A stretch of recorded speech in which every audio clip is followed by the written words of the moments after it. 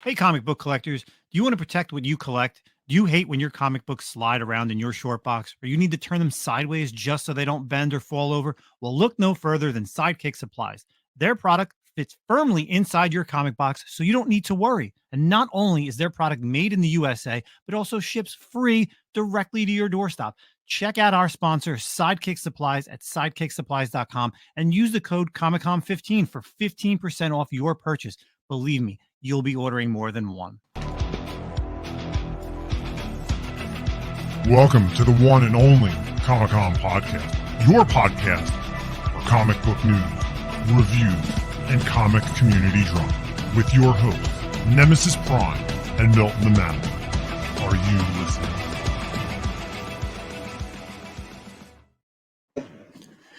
Yo, what's up, party people? Welcome back. Comic-Con Podcast Season 4, Episode 9. Man, we have a crazy episode for you today. We're going to talk about all the important stuff. We're talking the war in Ukraine. We're talking Israel versus Palestine. We're talking POGs. I mean, all the things you guys want to know about and want to talk about and hear about. Psych! We're talking about comics. Gotcha, bitch! So, as always, myself, the Manimal, here with Justin, aka Nemesis Prime. What's up, dude? Feeling a little icky over there, huh? Oh, all right. I'm calling you out, bro. Calling you out right now. Oh, okay. All right. So my voice is, I apologize for my voice because I am a little sick. I'm a little under the weather. So this guy calls me today and he's like, dude, you're always sick. He is always sick. He's okay. Always sick. Let's just talk about this. The last time I was sick was during the holidays for Christmas. And weren't you sick during the holidays too? Yeah, I did. Yes, you were. Yeah. Okay, so it's been like, I had mud butt, if you know what mud butt is. Well, whatever. But still, that was the last time that I was sick. And I just feel like every time I talk to you, so you don't like sickness, but everyone's like, oh, a little stuffy. And granted, you do go to cons all the time and you're around all the crud and the and it's like peasants. It's different here. It's the weather changing, like literally, like one day it's 30, the next day it's 60, then it's back to 40, and it's raining or snowing. It's beautiful. You get just nothing but dry. So that's why all the bacteria is killed over there by you. Actually, yeah, it's been really nice down here. And then you get like, you can tell though, when the weather's like really nice, it's funny. When my coworkers was like, oh, dude, it's a nice day out today. And I called it. It was like 2 days ago. And I go, bro, it's going to be windy as shit the next 2 days. Just watch. And then wind comes through. Like the wind down here in El Paso is probably like our worst weather. And it's talking weather again. yeah. I forgot I should have introed weather. So this is what happens when you're an old person. You talk weather, right? And sickness. But yeah, dude, the wind comes down, blows all the desert dirt everywhere. And my allergies. Yeah, that's what it is. But anyway, let's get into it. Let's talk some comics. So we're actually gonna flip the script on you guys and actually talk current reads today, or what we're currently reading right now. So I feel like I don't know if I had a lot of books or if maybe one of my DCBS runs came in, and so I had a little bit more to read recently. But this past week seemed like a good number of books, man. And I'm still not even done. I'm still not even done reading some of the other books that came out. But I'll go ahead and start off here, I guess. Honorable mentions to all the X-Men books this week. We had Resurrection of Magneto is very strong. The Dead X-Men, which is cool. Cable's run. And man, obviously, I could talk about it every week, every issue that comes out with the Wolverine. I mean, of course. It's so good. It's so good. The Sabretooth War. So all the X-Men stuff are really good. Duke, awesome. Loved the Duke issue. Got to see and we kind of got like a cameo last panel introduction of the Baroness last issue. And so this issue, we get a little bit more Baroness. That was really cool. And then that one character that shows up and won't survive. Oh, yeah. That was wild.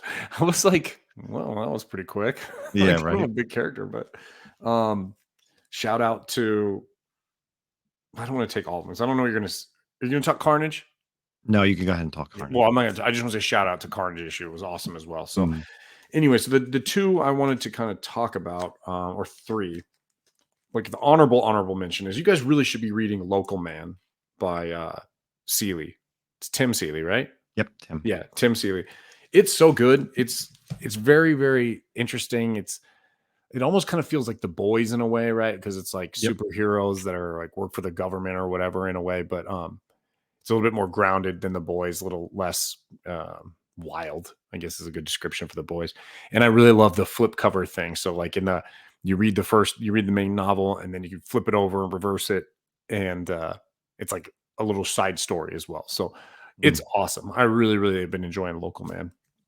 But no, the two books that I thought were really strong this week is, well, not really. So the Punisher. Okay, since we kind of talked about the Punisher a couple weeks ago, and I think, dude, is it only a 4-issue series? 'Cause I looked on CLZ. Yes. Okay. Yeah. It That's was right. only a mini. Okay, yeah.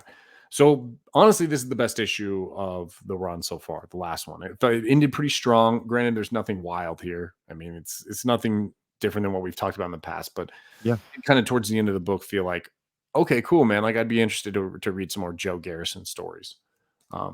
But pick of the week, Avengers Twilight, Chip Zdarsky, so good. I mean, every Mhm. is really great, and I'm always a little hesitant with these like Elseworld, the end type stories, where it's like, hey, this is how all the heroes fall, because obviously we know that's not how it's going to go. But this one's been really good. I like the way Chip's running it and kind of like plotting out the story. Obviously, it's very Steve Rogers focused right now, and I think it's supposed to be 10 or 12 issues. But I have a feeling Rogers isn't going to make it the whole way through this. I don't know, man. It's very political, right? It's very in our It times varies. type of thing. It's Like very what's like going right now, right? Like Yeah, like themes very of right now. censorship and like what can be Mhm. said. Uh there is some reveals and there's a lot of reveals in this latest Yeah, issue. We're not gonna spoil it. Go ahead and read it. yeah. I'm sure if you like even and it's annoying because it's like if you look at the solicitations, you already can see like what's What's gonna coming. happen? Yeah. Yeah, yeah. But yeah, it's that first battle between Tony's son James Mhm. and Steve, which is cool. So I like the this is a minor spoiler. I like the kind of we had an introduction of like the Thunderbolts in the last issue, Mhm. and then you have one character who went by moniker of a villain, and then now looks like it's going to be the moniker switch over and become a good guy, like a legacy type good guy, which is pretty cool.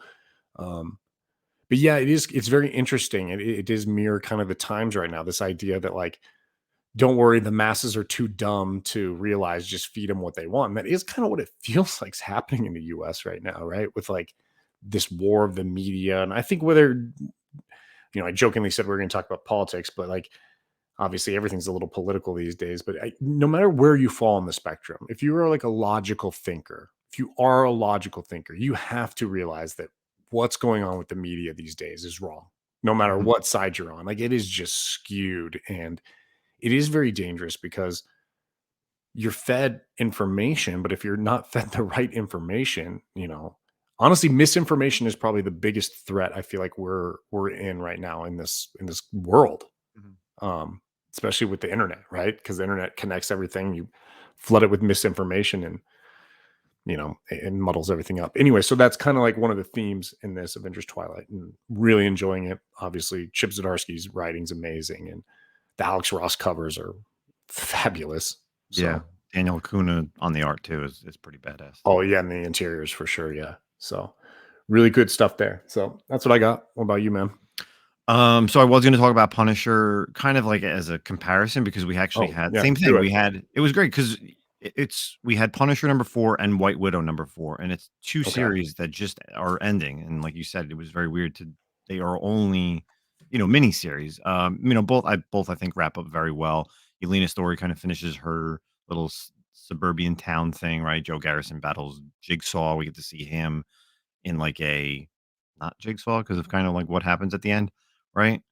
But they're nice, they're solid, they're quick 4 issues, I like that, and I feel like Marvel's doing that a little bit more, right? I feel like and you can correct me if I'm wrong, but Yeah. I was even looking up, like, solicitations and looking at just, like, the Marvel titles coming out in March, and I can already see that there's a bunch of ongoing minis and new ones that are coming out, like, it'll Mhm. be, like, 2 of 4, 3 of 4, 1 of 4, Yeah. and It's it's kind of frightening a little bit because you're seeing mm, DC's been doing this for a while, right? Like DC's kind of only been operating in like the mini realm for a little bit on their titles. yeah. And now Marvel's kind of like not been doing that, minus like little, themed ones like the Spider-Verse, the X-Men have like little minis, but I don't know what it means, man. I'm wondering if it means like just low sales, and they're like, look, it's not worth having a title go on for a long time. Let's just do 4 quick issues, cash grab, and get out. Um, Yeah. Well, it's interesting. Like even at least like with White Widow, at the end of the issue, it's like you can continue Yelena's story in Thunderbolts #4. So at least okay. like Yeah. it's a nice little pickup. Like if you haven't been reading Thunderbolts, it doesn't mean that you needed to read the first 3 issues. You could read Yelena or White Widow 1 to 4, and then you could start going because I think Thunderbolts 4 comes out next week or sometime soon. Yeah. So I again, mean, it's good that you continue with characters like where they're gonna go. it makes sense for characters like, like I like White Widow. I like Yelena Belova. Joe Garrison's obviously new, but I mean, they're not tried and true characters that can Hmm. carry an ongoing. So you do these little minis to try to get the hype. If the writing's good, if the story's good, people are like, hey, I want more of that. And then maybe they do follow over to Thunderbolts and maybe those sales go up. But honestly, I feel like it's a tricky tactic because let's say I'm reading Yelena Belova, right? Or White Widow. And I'm like, oh, maybe I'll pick up Thunderbolts because I like her. But it's not the same thing. It's not like watching. I feel like Marvel doesn't realize it's not like watching TV, right? It's not like, oh, I Yeah. saw her in Hawkeye, the miniseries, and so now I'm going to watch, or I saw her in the Black Widow movie, and now I'm going to watch her in Hawkeye because it's the same actress coming over. Hmm. That's not how writing works, right? Like a different writer writes the story different, writes the character different. And honestly, like a team ensemble is not where you necessarily want to see your character grow because Hmm. they have to share time with everyone. So, um, but yeah, I don't know. It's tricky. But you like the Yeah. run, the White Widow? Both were solid. I thought it was cool. I talked about at least the first 2 issues when they came out. I felt like I enjoyed her. I saw Florence Pugh envision that character. Like as I'm Right. reading it, I'm reading it as her. This issue does also start off with Red with Black Widow, so you get to see a little bit of like interaction between them two before it kind of goes back to present day. So Mhm. that was cool. Another honorable mention I would throw up is Penguin #7. Oh, once you're Read it. done, I got to tell a story about that. Okay, so continuation of this Penguin kind of being like Batman's sidekick, right? He really thinks he's kind of getting over on Batman, being this like giving him information. So Batman thinks that he's like clean, but obviously Batman knows that he's corrupt and that's not going to happen. Um, it's basically like Batman kind of has Oswald like on a short leash, I would say. Like he lets him do what he wants to do, but at the same time, he's not out there going crazy.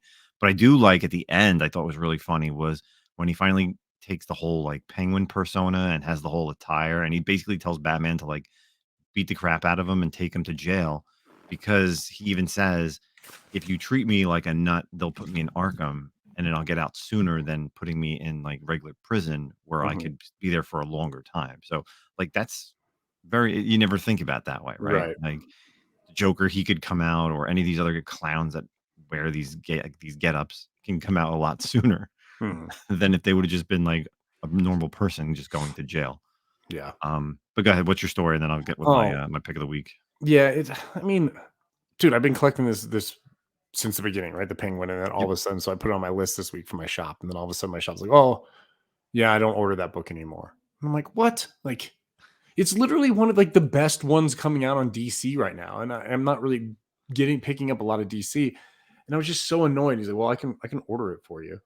And like I know he said that before. He's not going to. And so I'm like, Mhm. no, okay, I'll go somewhere else and I'll get it. Or I'll end up having to go on eBay and pay like double the price because then you have to pay shipping and handling as well. It's just very, Yep. very frustrating. So Mhm. I don't know. Irritating because I love the Penguin. So I have not read that book yet. Yeah, these past 2 issues are good Yeah. continuations, and I really like how, especially, I'm sure you noticed it in like the last issue when there's a lot of like the inner monologue, like when Batman's speaking, Hmm. and then they're talking out loud to each other between Batman and Penguin, and then it's like the reverse when like Penguin's speaking to himself, like what he thinks of Batman. Yeah. I think it's a very good like dialogue between the two that you don't know like what's going on in their minds and then what also they're saying to each other, Right. which I thought was really cool. But last but not least, I actually got advanced copies of Feral #1 and #2. Hmm. So I got to read those. Those don't come out until the end of the next month, #1 at least.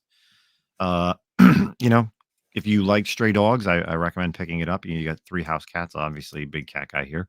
So they're lost in the woods after some like rabies outbreak. You got Elsie, Patch, and Lord Fluffy.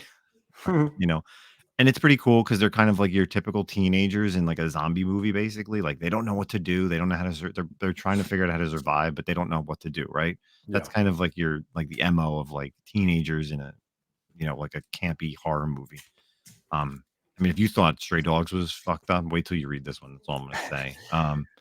And out of the three of them, I'm gonna say that someone's not making it out alive somehow. But yeah, it's pretty violent. It's got a good story, and you can kind of see like the ideas of a cat person, and you get like a little bit behind the scenes of certain like I guess origins or backgrounds in some of the cats, but wild stuff in these first two issues. So definitely go ahead and pick up them when they come out. Yeah, I meant to read that one. I didn't get a chance to get to that. But that it looks good, and the art looks, it's Tony Fleeks again, right? Yep. Mm-hmm. Yeah, Trish and Tony. Yep. Yeah. So awesome stuff.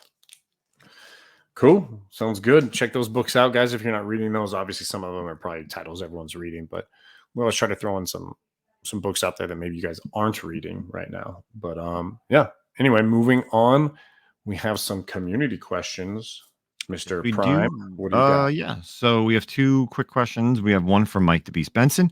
He goes, which villain would you rather see in a live action movie, Null or the Batman Who Laughs? You want to take this one first? Sure.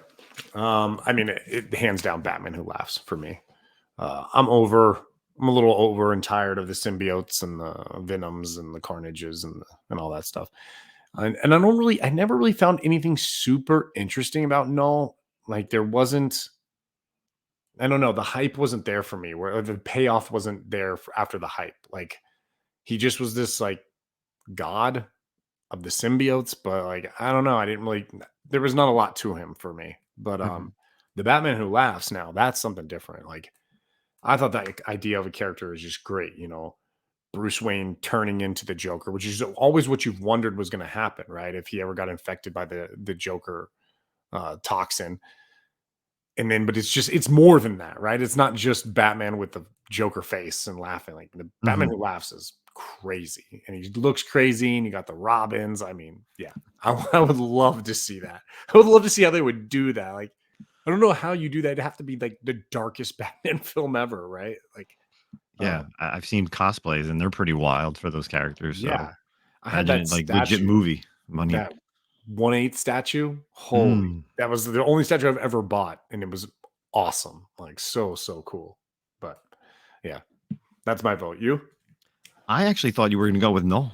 No. I'll actually go with Null. I think I think on the opposite. I think Null is a character that has the ability to have more in space. You get out of the realm.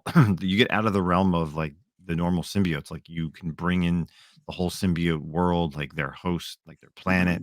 Okay. And bringing in Null kind of gives you more of an atmosphere. Yes, it's probably going to be tougher to do, right? Because there's so much history and background that you'd have to involve in characters compared to Batman Who Laughs. Like you could just bring in Batman Who Laughs, right? Like, oh, it's a dimension, right? Right. With Null, you'd have to have all the different symbiotes there, and it has to have like such a buildup. But I'd like to see Null. I think he could do a pretty good job taking on the rest of the symbiotes at some point. You don't think the Spumunk universe would totally screw it up? It's got to be Marvel, right? It would get ruined. I mean, it would get ruined, but yeah. You could read their version of Carnage and like all the Venom symbiotes that they had. God, yeah. Dude. But anyway, good. Cool question. And then our second question comes from our buddy Paperweight Collects. He goes, do you feel 2 months into 2024 that the content within comics are being written better? Good question.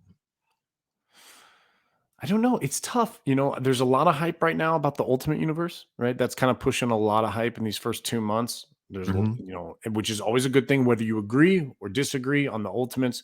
If you're a reader of comics, you should be happy that there's some hype, general, like actual hype. It's not spec hype, right? It's hype about here's a universe. This is good writing. This is good storytelling. So that's one good thing. I haven't noticed like a better writing, so to speak. It seems pretty much like status quo for what I kind of was picking up anyway. Like everything, I do think the Energon universe is just knocking out of the park, and obviously that kind of started end of last year. But I don't know. I'm trying to think of new titles. I think everything right now that I think is good writing, I kind of was already reading in 2023. Obviously, Avengers Twilight is probably that was probably the beginning of the year. We got 3 issues in, maybe December is when it first started. So Yeah, I would say that. I would say, yeah, like you said, the Ultimate Spider-Man stuff, but even like ongoing issues that, and I don't think we really had too much of a like a writer change up, but obviously like Wolverine, like we've yeah, been talking about that. Penguin again, solid stuff, been solid. Yeah. and the writers, artists aren't really changing there. Mhm. You really haven't seen a shakeup with anything yet. The Batman's always solid, so I don't think it's gotten better. I think you really need to wait and see, like, as more number ones come out or team, Right. you get those change ups with The like, new stuff, not yeah, when carryovers. like when like a new creative team takes over. That's kind of like where you want to see, on a title, and that was always big, like especially on Mhm. like the DC side, in like the middle of like a series, right? Yeah. Would make a big thing about it. Obviously, like Batman, detective stuff. Marvel. It's always they typically have the main main writer, I would say, kind of bleed out for the whole series and then just end it unless Yeah. something happens like Donny Cates. But I think also it may seem this is like by no means like the answer, but I'm just thinking right off the top of my head. Maybe it seems like it's better writing because we haven't had like any really big flop yet. Mm, So there's no like real cross reference here. Like, oh, that book sucked really bad, yeah. right? I mean, um, but you also like this came up when you were talking. I was thinking about this. Usually around May, we'll see like once new comic book day hits and like Marvel kind of how Marvel preps it, right? So we have an article we're going to talk about here shortly, Blood Hunt. So that has potential to be bad, just Mhm. based on some things that we'll talk about when we talk about it. It also has potential to be really good. Um, so I don't know. Like I guess I'm kind of on the fence. I'm still in the waiting mode right now. I've been enjoying the books I'm reading. Let's say that. Nothing's really let me down I as think of the now.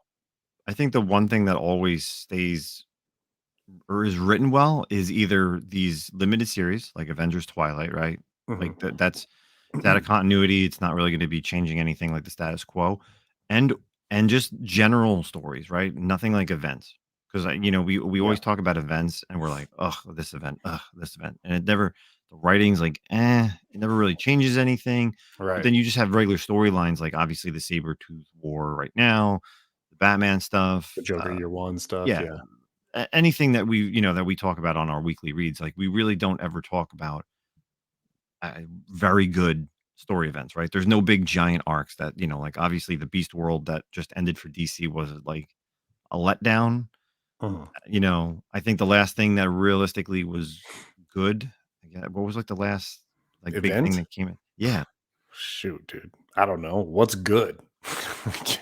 um, I don't know. I can't think of an event that I was actually kind of like blown out of the water about. I mean, even the X-Men stuff, you can't really call them events because they're more like themes.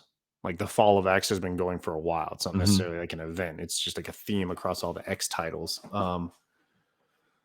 Dude, what was the last event? I mean, it's wild that we can't remember because I'm sure it was like a month ago. No, Right? Like it's just every month it feels like there's some new event. Um, I don't know. but yeah, I don't it, know. it's yeah.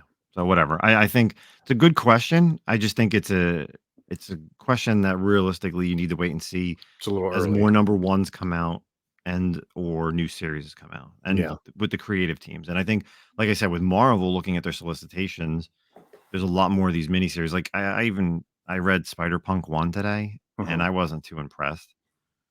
Yeah.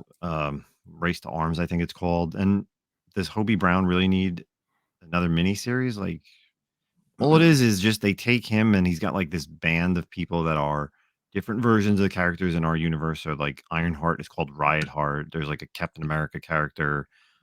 Kamala Khan's there, and they're fighting in this first issue. They're literally fighting like the Sinister Six, but it's like another universe. And it's just like Hmm. it just becomes lazy, and Yeah, that's how I'm not interested in it at all. like it was okay when they originally did it with Spider Gwen, and then I say that as because I am a Spider Gwen fan, but like that was like I guess the first true time that they did that, other than like Miles's, but they didn't. At least Miles kind of had his own villains a little bit. They kind of changed it up, right? They weren't like the carbon copies of what they are in the 616 universe. But I feel like in this, it's just like I don't care about what they're just like weird looking creatures in this universe. And now they have him fighting Jason Hammer and Otto Octavius are kind of like plotting together to do something in this series. So. Yeah, it is lazy. I mean, that's the best way to describe it. It's lazy. Like you didn't create a new character. They don't have a new backstory. It's just, hey, here's a new version of the Shocker or whatever, you know. And I mean, I guess as I'm saying this, I can also that's kind of the Ultimate Universe, right? But I don't know. There's something different about the Ultimate Universe. It's actually like a universe, not a, you know, it's not just like a limited series that's going to be going away and has no point or no like lasting effect. So, but anyway, yeah, good questions, man. Thanks, Mike and Paperweight. Appreciate that. So anyway, let's move on. Let's get into some articles. So let's start with, since we just kind of talked about, let's talk about Blood Hunt, right? So we have a this is just like classic, right? So the events, and right, it's more Blood Hunt tie-ins have been announced, which is just one of the most tiresome things that Marvel does, right? Is you have these events and then it's just all these tie-ins. And I feel like it wasn't too long ago. I mean, it was, but let's say early 2000s. No, probably like 2006, 7, 8, maybe something, where they had like the Dracula situation again, right? It's every decade or so we go back to like a vampire versus everyone like scenario. So anyway, I mean, I'm here for it. Like I actually read Blade right now, which is meh. I mean, it's okay. It's not great. It's not horrible. Blade's a pretty one-dimensional character anyway. So if you like Blade, you're kind of, you know, intrigued by it, but it's not anything to write home about. But let's read off some of these tie-ins. So obviously you got the Blood Hunt 1 through 5, the main series, which will not be 5 months, probably more like 8, because they'll probably mess something up in distribution. You got obviously the Free Comic Book Day, Blood Hunt, and X-Men. And then some of the limited series that they've got, you got Black Panther Blood Hunt 1 through 3, Union Jack the Ripper Blood Hunt 1 through 3, Blood Hunters 1 through 4, Dracula Blood Hunt 1 through 3, Midnight Suns 1 through 3, Strange Academy 1 through 3, Amazing Spider-Man 1 through 3, Wolverine 1 through 3. And then you got a couple of one-shots, 2 still not being released yet, but you got a one-shot about Jubilee, Magic, Psylocke, and X-23, Laura Kinney, the Wolverine. So 4 X-Men one-shots. And then you got a couple series tie-ins, obviously, in their ongoing. You're going to see it bleed into Amazing Spider-Man, Avengers, Doctor Strange, Fantastic Four, Miles Morales Spider-Man, Moon Knight, and Venom. So, I don't know. I've already like looked at this, and I'm like, this is probably over $200 for this this one series. Well, let me ask you a question. What are you pricing the issues at? I'm just pricing it at like $5 a piece. Yeah, they're probably more like $4.99. I bet you. Some of them, but some of them could be like the $3.99s. Like the regular series tie-ins are probably $3.99s. The one shots are probably either $4 or $5.99. The limited series probably either 4 or 5. But like just looking at this list and all the different titles, it's well over $200. Let's see if CLZ has these prices yet. I mean, and that's what it is. You know, they talk about in the article that, you know, this was announced last year at New York Comic Con. They're much like Civil War and Secret Invasion. Blood Hunt is a story that has been naturally building across Marvel's comics over the past couple of years. We have a storyline with the Vampire Nation getting together for the first time with their single vision for the first time in a millennium to keep them at bay. A new world order maybe need to put them out. And which is something that we have been seeing, right, in Avengers, like when we saw it a while ago with Jason Aaron's run. Yeah, so that was kind of like Chernobyl and their kingdom. Yep. But yeah, there's just so many different titles, and I feel like some of them are going to be so unnecessary. But you know, at what point?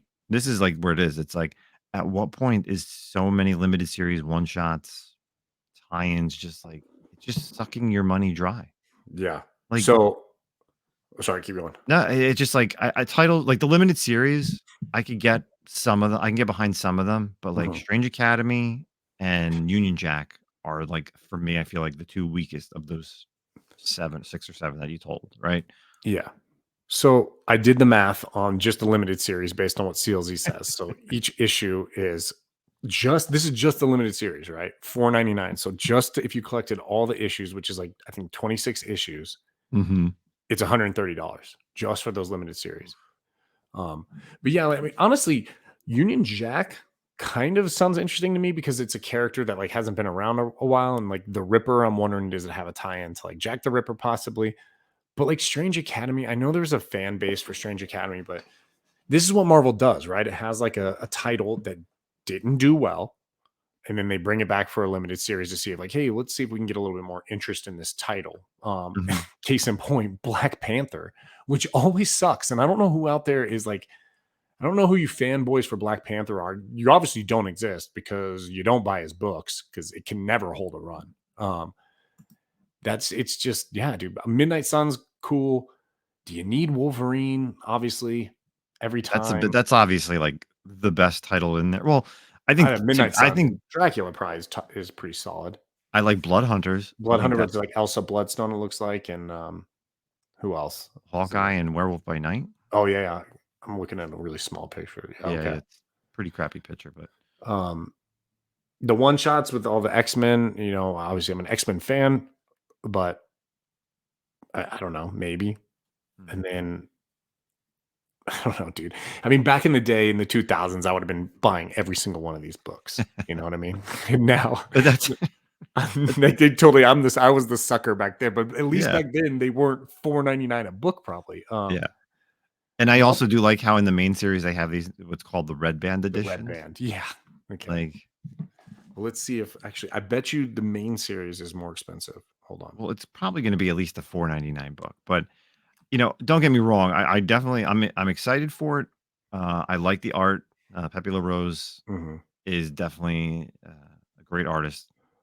He did like some of the Kanan stuff, so I can definitely get behind that. Even the article kind of shows some of the upcoming stuff, some previews. So I'm really excited just to check it out. And it's something different, right? Will it have a lasting stay on what's going on? I don't really know, but there is a really cool John Tyler Christopher variant for issue 1 with Blade. Like it's old school Blade, like real old school Blade. And it's a negative cover. But check it out. The number 1 issue, $6.99. And then it looks like the other, at least number 2, is $4.99.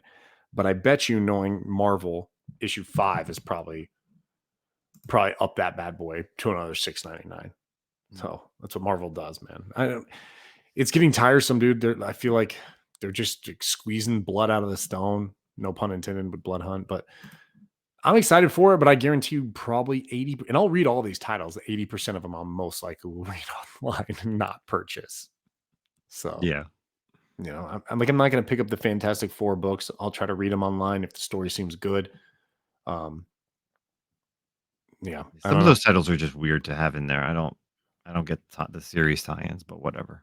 Yeah, honestly, the limited series I'm more interested in than the series tie-ins. Like, I kind of wish they didn't do that. I really wish if you're gonna tie in a character right for these events, don't tie it into like the ongoings, because then you have you have a writer who's writing an ongoing, right? And then you're like, hey, issues like Venom issues 33 through 34, we're going to have to switch gear. The story you've been building this whole time through your Venom run now has to be Blood Hunt. And usually they'll bring in another writer, right, to write those issues sometimes.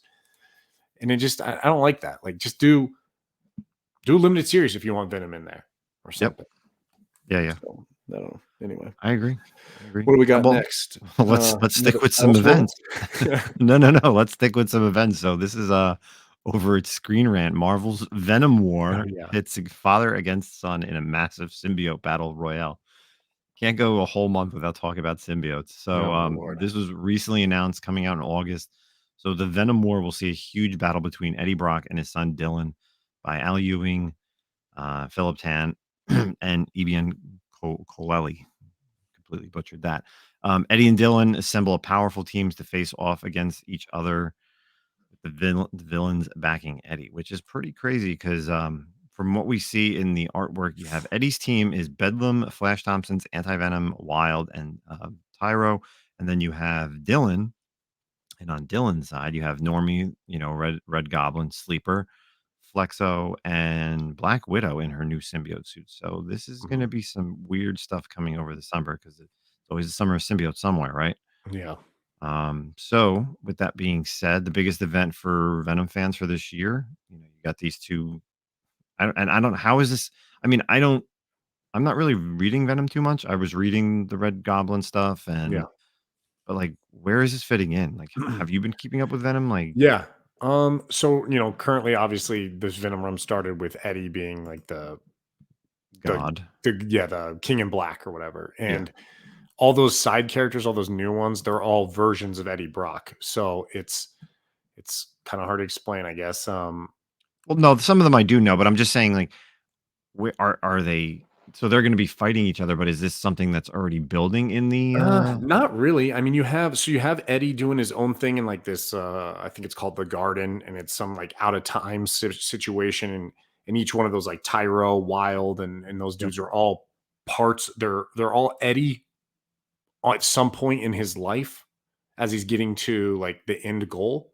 That's all. They're all Eddie, and so then you have obviously Dylan playing Venom in like the real world, doing all of those things.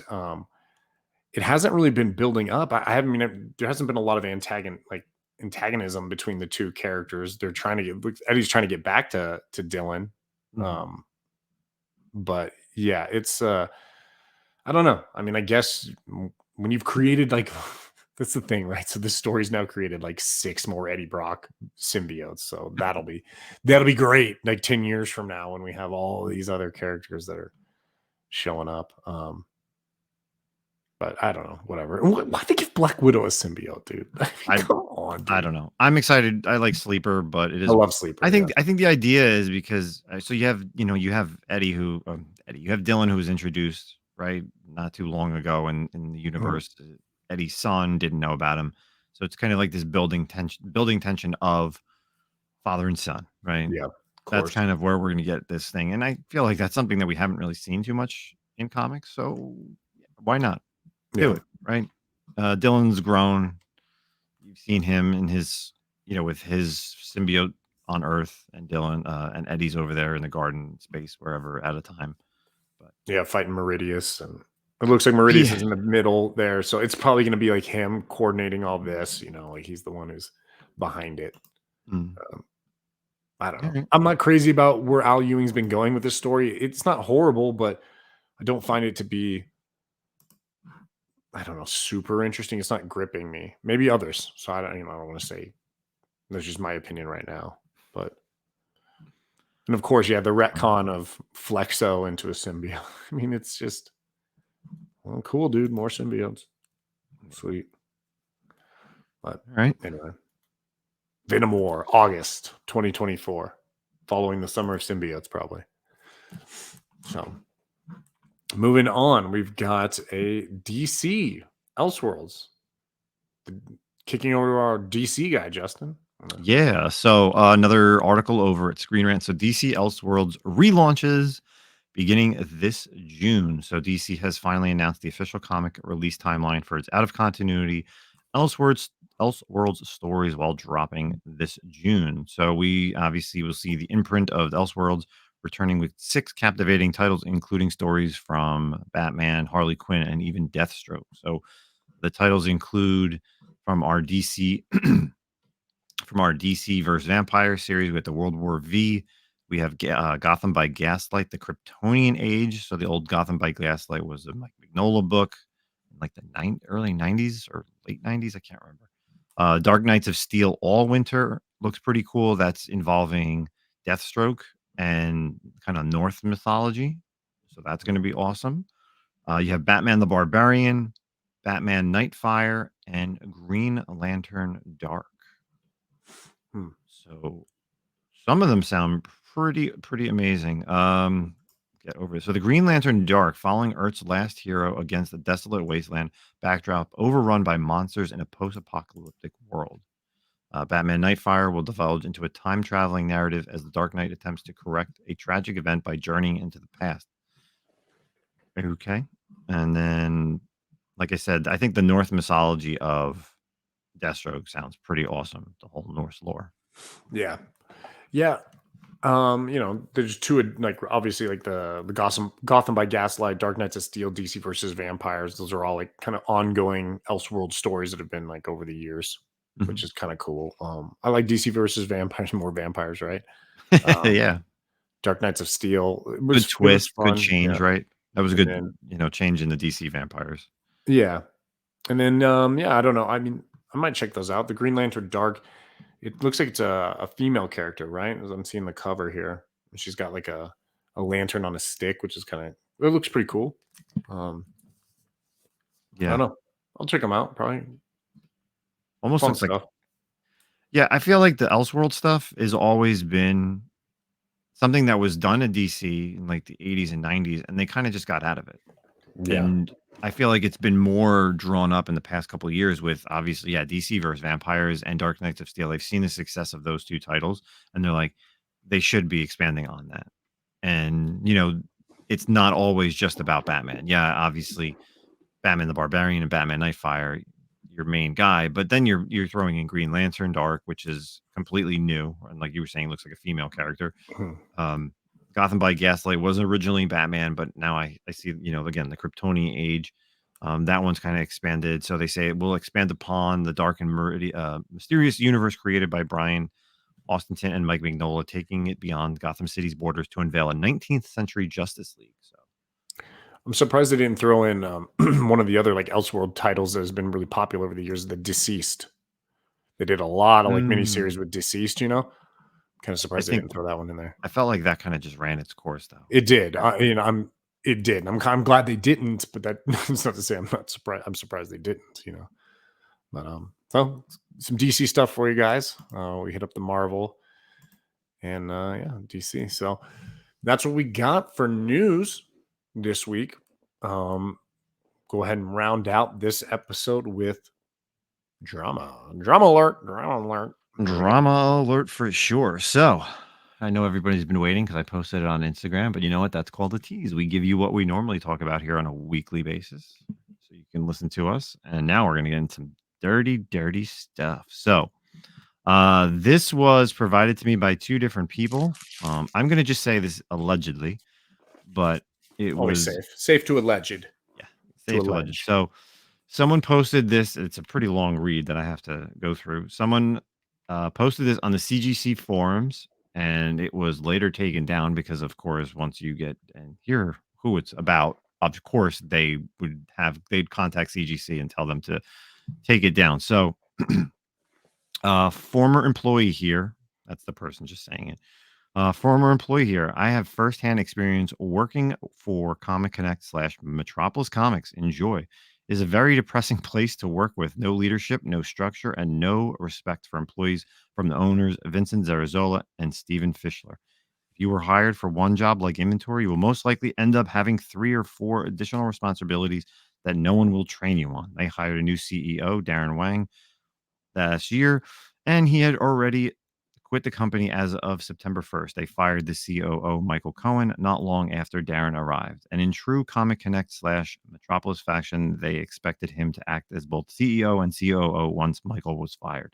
Not only is it and unstructured, they have very shady business practices.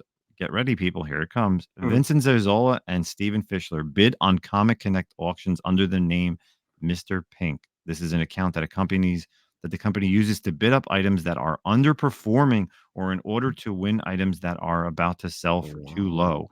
Since they have access to see who is the top bidder, they are able to bid out anybody they want. Many times I've seen employees bid on something minuscule like a poster and lose. They come in the next day to see who won the item, who wanted it, and only to discover Mr. Pink. The items Mr. Pink wins are collected and placed in another room. These items are then brought downstairs, eventually unloaded into Steven Fischler's van, where it is either relisted or held onto at Steven Fischler's house. Vincent has a hot temper. Think stereotypical Italia. Many times inventory workers and sales will get yelled at for not completing a task, not answering Vincent fast enough, or not knowing a specific piece of information. Vincent has a very fragile ego and demands respect. If he feels he did not show his respect, he will retaliate in some fashion. He has no idea how to motivate his employees or will not consider monetary forms of motivating employees.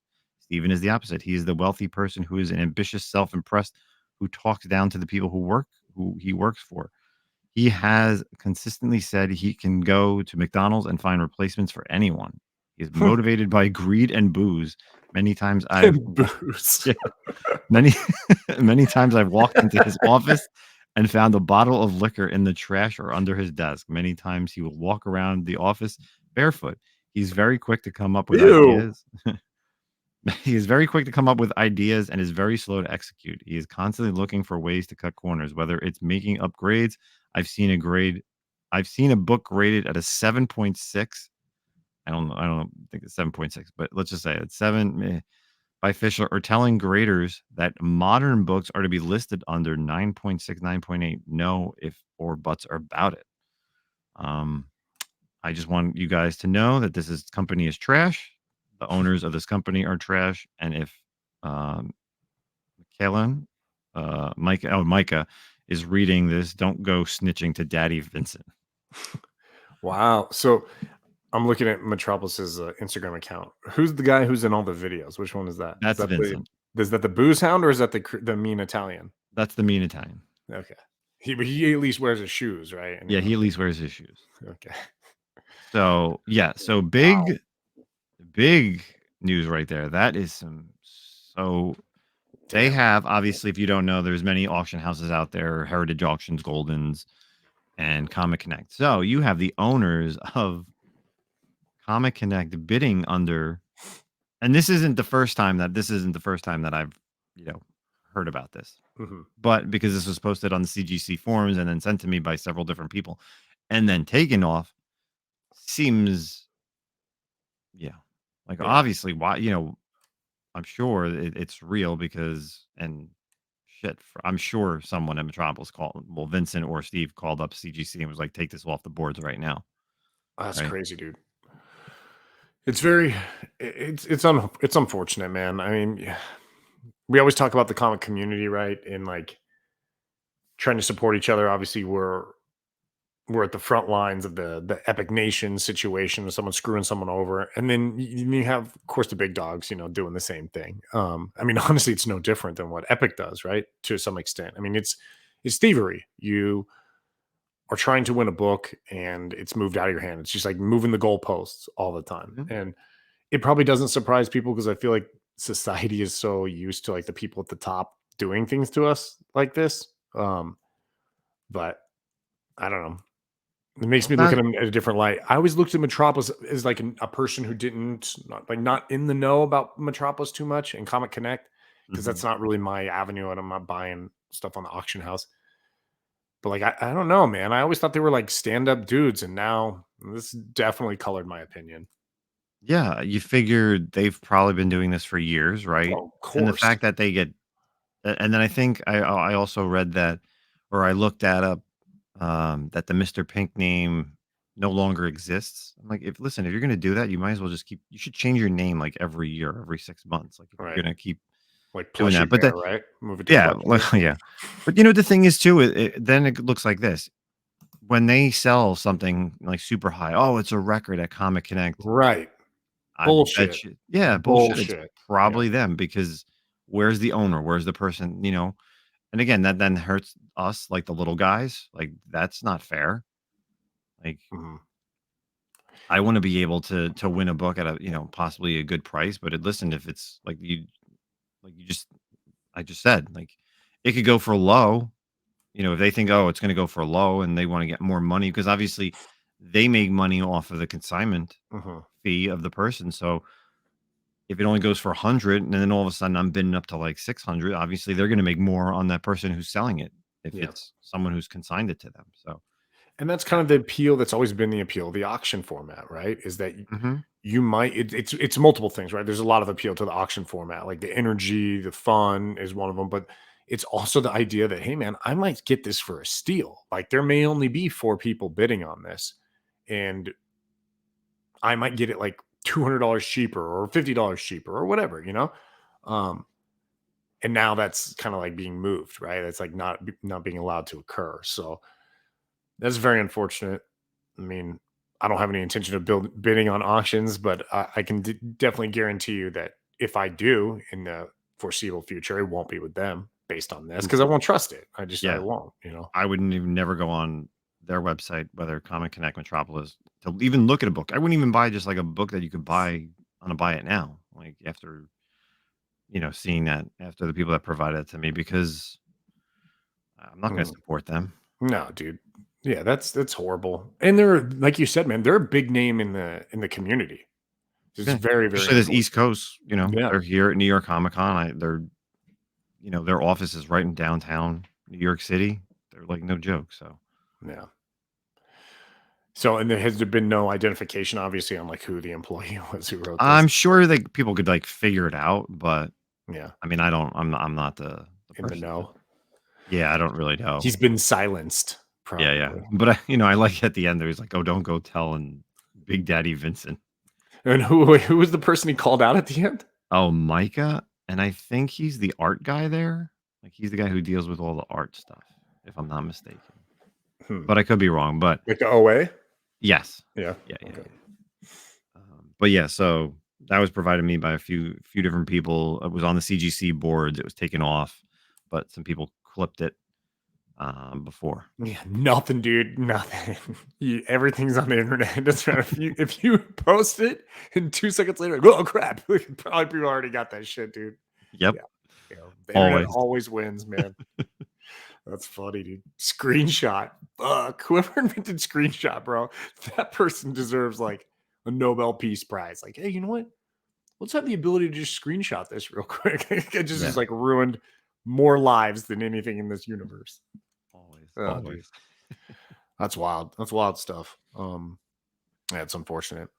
Yeah. Another one goes down. I mean, like, look with the pillars of the. Okay, so real quick, not to like belabor the topic, but you're talking about the comic book community and you're talking about kind of like the higher echelon aspects of the community, right? And you got the pillars of the comic book community. And you got CGC, right?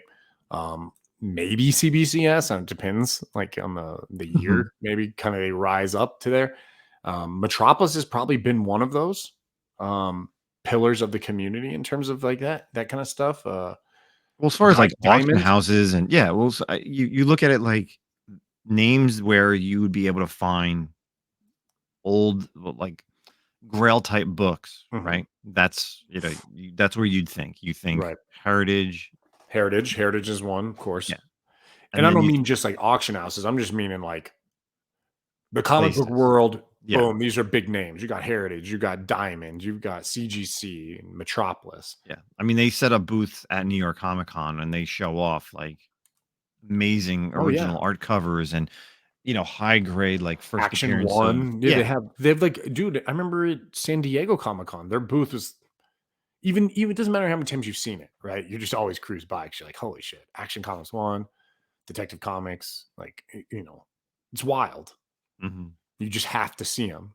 But damn, dude, everyone's fallen. CGC's always got problems. Diamond's like defunct, it seems like. Can't do anything. And now Metropolis falls. Heritage still just lasting, bro. Yeah. Heritage doing good. But where do you buy your games from? What? Oh, from Heritage. You do from Heritage? Okay. Yeah. I mean, and that's the thing is like, I mean, I typically only buy like games that I feel like people aren't bidding on because the games that I really want, I'm like, I'm not getting that. Yeah. I'm not getting like once you see what they're really going for, I'm like, I'm not, I'd rather just buy it off of eBay. Yeah. You made some good grabs. But anyway, I just sent in about 6 or 7. Well, since we're going real quick, we're talking games. So I literally just sent in, what did I just send in? You and some other gentlemen will be pleased. I just sent in Final Fantasy 9, 10, 12, and 13. Resident Evil 0 and Resident Evil 4 on GameCube, and Darkstalkers 3 on PlayStation 1. Everything is sealed. How many Final Fantasy games are you missing? Are you trying to complete the run 1 through what are we I at? just want the 16? numbered. So yeah. Well, like I'm not gonna do like X2. tactics, like Final Yeah, Fantasy tactics. Tactics, or I don't know, like what's like another one that's a weird Final Fantasy. I don't know. Yeah, Like I know which Mystic one Quest from like yeah. Super. So like what I'm missing now is 3 from Super Nintendo. I still need number 1. 8, and then I mean I need it. Yes. What's the other one? I have Origins because that's 1 and 2. Oh, Anthology, which is 5 and 6 because Mhm. some of them never came out here in the States. Right. So the only way to get them was like, but yeah. So, but as far as sealed, I have 9 and up. I don't really want to get 11 because 11 was online and so was 14. So like that doesn't really count. Yeah, it's weird. But yeah, so 9 through 16 I have sealed, and Origins I have sealed, which is the original 1 and 2. And the original 2 never came here from the States, so that's that. But yeah, Cool. Well, I'm excited. speaking of Final Fantasy, we'll be Yes, while taking a everyone's break. listening to this, we'll be playing it. We'll be taking a break from the Comic-Con podcast for the next 2 months. Justin and I will just be playing Final Fantasy VII Rebirth. Dude, it's been getting. Have you seen? I saw like it's like 50 out of 50. Yeah. It's getting like insane reviews. I cannot wait for this thing. Let's look. I'm gonna look at my TV real quick. I'm gonna tell you what the counter is. It's probably like 2 hours and 30 minutes till I can play. This guy's Unfortunately, screenshotted I'm not gonna play tonight. I'm not gonna. Yeah, I can't imagine. It's more fun when you can sit there and enjoy it when you don't have to worry about it. But Well, real quick, I would play, except I think I'm gonna go to emo night tonight with a buddy. Yeah, that's dude, cool. love me some emo. Go ahead. Got to give a shout out to an upcoming convention. So the Lehigh Valley Comic Convention is Saturday, April 13th. Lehigh Valley is over in like Eastern PA. So I've been to the show. It's a good one day show. So Lehigh That's where Comic. Cap grew up, dude. Oh Captain yeah. Captain America. Well, yeah, but that was Lehigh Valley. Yeah, okay, we'll do that. But the reason I bring that up is our buddy Scott Palachuk will be set up there signing his book. Nice. So if you get a chance, Saturday, April 13th, you can go ahead and check it out online at the LehighComicConvention.com. Hopefully I'll get a chance to go out there because it's a little over an hour for me, but it's definitely a good show, and wouldn't mind seeing Scott in person since I haven't seen him since New York Comic Con. So nice. Yep. 2 hours and 45 minutes, bro. Till I can play. But I'm in the same boat. It's the same thing for me, but it'd be midnight so when I can play. Unlike you, it's 10:45. No, 10 o'clock. Yeah. Cool. Well, everyone, thanks for tuning in. Comic-Con Podcast, Season 4, Episode 9. Man, you know what? It's only probably like 4 more episodes from Texas for me, and then I'm done. And then I'll be an East Coaster. East Coast. These are the final Texas, El Paso, Texas Comic-Con podcast episodes. It's crazy. Yeah. And then of course King Kong will be right around the corner. We've been Zach's seen I've been doing a lot of marketing stuff for that. And then also we just put in our sponsorship with the 3 Men in a Basement comic swap. We are one of the 9.8 sponsors, so go check out 3 Men in a Basement. They're doing their comic swap May 16th. I probably got that date wrong, but it's the weekend before Memorial Day. So it's a Saturday up at the Angry Hare. And then of course Terrificon in August. Everybody V Ken Marion at both shows. Hell yeah. Fun stuff. Yes.